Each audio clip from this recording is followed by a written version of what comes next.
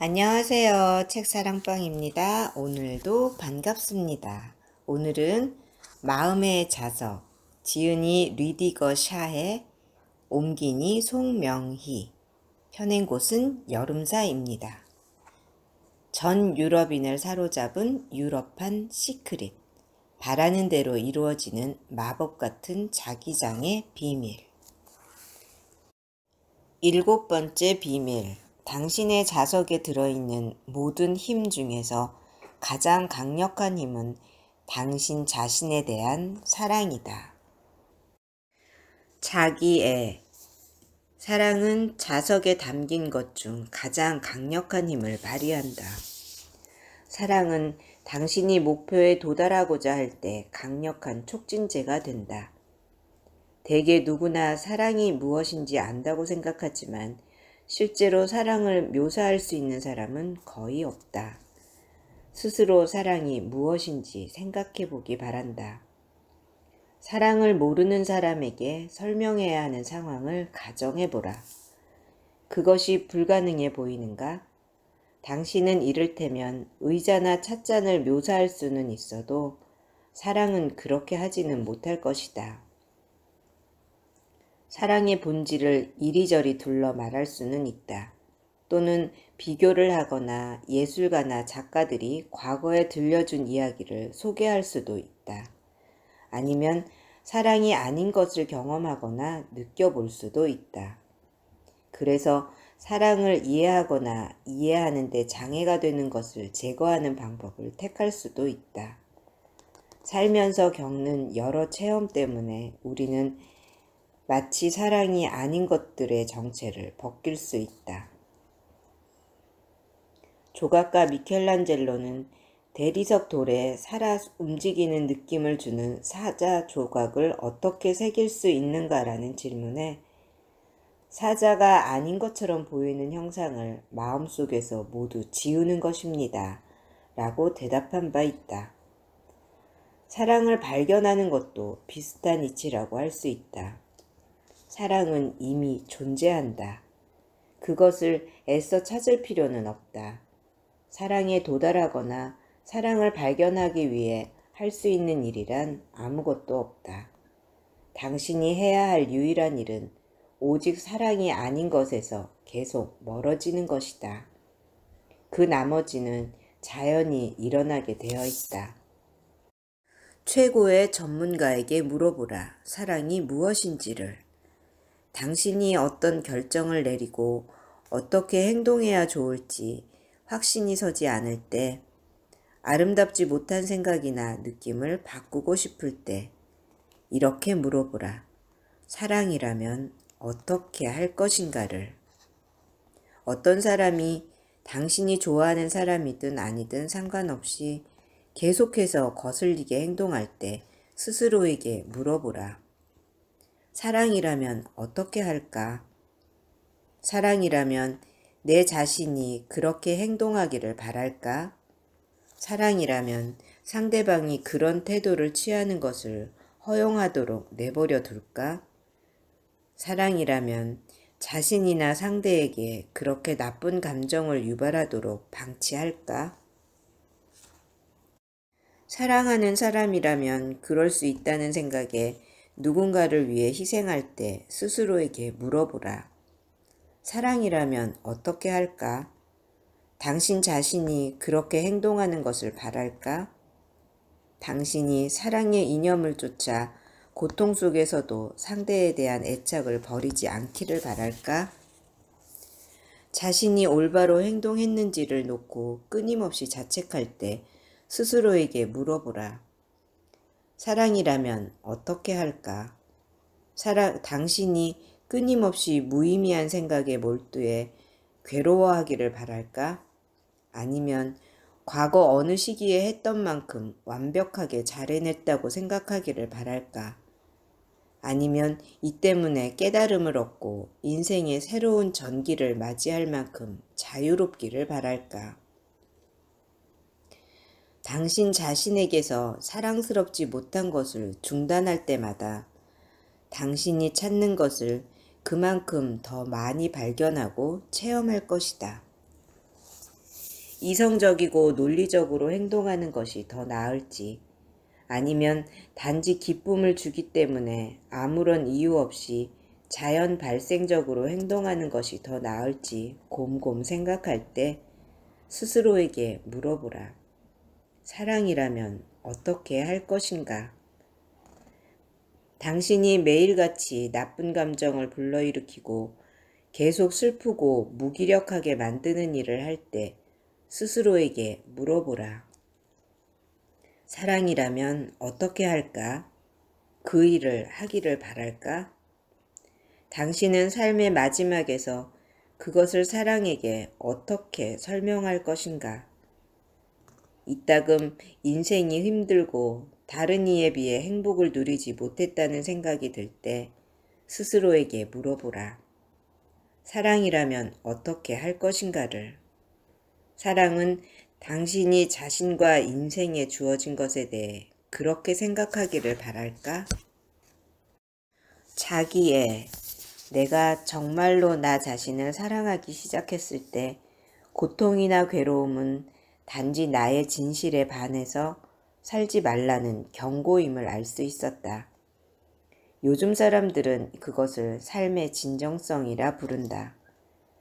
내가 정말로 나 자신을 사랑하기 시작했을 때 아직 때도 무르익지 않았고 나도 그럴 준비가 안 되었음을 알면서 누군가에게 나의 바람을 강요하는 것이 얼마나 그 사람의 체면을 손상하는 것인지 알았다.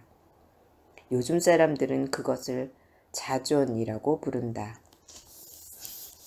내가 정말로 나 자신을 사랑하기 시작했을 때 나는 다른 삶을 동경하는 것을 중단했다. 그리고 주위의 모든 것이 성장을 위한 격려라는 것을 알 수 있었다. 요즘 사람들은 그것을 성숙이라고 부른다. 내가 정말로 나 자신을 사랑하기 시작했을 때 언제 어떤 일에서나 올바른 시간과 공간에 서 있으며 주변에서 일어나는 모든 일이 정당하다는 것을 이해했다. 이때부터 나는 마음의 평안을 얻을 수 있었다. 요즘 사람들은 그것을 자존이라고 부른다. 내가 정말로 나 자신을 사랑하기 시작했을 때 나는 건강에 해로운 모든 것을 벗어났다. 음식, 사람, 사물, 상황 등 나 자신에서 벗어나 끊임없이 나를 끌어내리는 모든 것에서 해방되었다. 처음에는 그것을 건전한 이기주의라고 생각했지만 요즘 나는 그것이 자기애라는 것을 안다. 내가 나 자신을 정말로 사랑하기 시작했을 때 나는 자유로운 시간을 빼앗겨가며 미래를 위해 거창한 계획을 세우는 일을 멈추었다. 요즘은 재미있고 즐겁고 좋고 가슴에 웃음을 선사하는 일만을 본래의 내 방식에 따라 내가 할 수 있는 속도에 맞춘다. 요즘 사람들은 이것을 성실성이라고 부른다. 내가 정말로 나 자신을 사랑하기 시작했을 때 나는 언제나 올바르게 살기 위한 노력을 중단했다. 그럼으로써 오히려 방황이 줄어들었다. 요즘 사람들은 그것을 단순한 삶이라고 부른다. 내가 나 자신을 정말로 사랑하기 시작했을 때 나는 계속 과거 속에 살면서 미래를 걱정하는 것을 거부했다. 현재 나는 모든 일이 벌어지는 이 순간 생존할 뿐이다. 나는 요즘 매일같이 이렇게 살며 그것을 완전한 삶이라고 부른다. 내가 나 자신을 진정으로 사랑하기 시작했을 때 나는 내 생각이 불쌍하고 병이 될 수도 있음을 알게 되었다. 그러나 내가 자석의 힘을 요구했을 때 이성에게 중요한 파트너가 생겼다. 이 결합을 나는 요즘 마음의 지혜라고 부른다. 우리는 더 이상 우리 자신과 다른 사람들 사이에 대립이나 갈등, 문제거리들을 두려워할 필요가 없다. 왜냐하면 별들도 떨어져 나가서 흔히 새로운 세계를 만들기 때문이다. 요즘 나는 그것이 인생이라는 사실을 알고 있다. 찰리 채플린. 기적과 은총을 기대하라. 다음에 소개하는 매우 효과적인 연습이 인생에 대한 사랑을 당신의 자석에 프로그램화 해줄 것이다. 매일 밤 잠들기 전 그날 하루를 돌아보며 자문해보라. 오늘 하루의 은총은 무엇이었나? 오늘 하루의 기적은 무엇이었나? 당신은 언제나 기적과 은총을 발견할 것이다. 기적과 은총을 규정하는 것은 당신에게 달렸기 때문이다. 아무에게도 이 말을 해줄 필요는 없다. 그리고 다음날 아침 자리에서 일어나기 전에 기억해보라. 어제의 기적과 은총은 무엇이었나? 원한다면 감사한 마음을 품어도 좋다. 이런 느낌이 든다면 오늘 펼쳐질 기적과 은총을 감사하는 마음과 호기심으로 새로운 하루를 시작한다. 이런 연습을 얼마간 했을 때 당신의 하루와 사람들과 일들이 어떻게 변하는지 주목하라. 이러한 연습을 하지만 강요하면 안 된다. 이것은 시간이 필요한 일이기 때문이다. 마음속에 호기심과 기쁨을 일으키는 일만 하라. 기쁨이란 감정이야말로 삶에 있어서 가장 중요한 이정표이며 가장 소중한 조언자다. 기쁨에서 우러나는 일은 올바르다. 문제는 복잡한 인생의 퍼즐 맞추기에서 언제나 정확히 자신의 형상을 완성해줄 그림을 찾아내는 일이다. 놀이와도 같은 그 게임을 즐겨라. 삶에 대한 사랑은 처음에 무슨 일이 일어나든지 거리낌 없이 과감하게 결정을 내리는 것이다. 그 다음에 기적이 이어진다. 당신의 자석을 새롭게 정렬하는 법. 어떤 생각이나 경험이 당신의 삶을 사랑하는 데 방해가 되는가? 이런 생각들은 머릿속에 담아두지 마라. 그대로 두면 자신도 모르게 당신의 자석에 영향을 준다. 그것들을 하나씩 적어보라. 이런 생각은 보지도 않고 확인하지도 않을 때 활발하게 움직인다.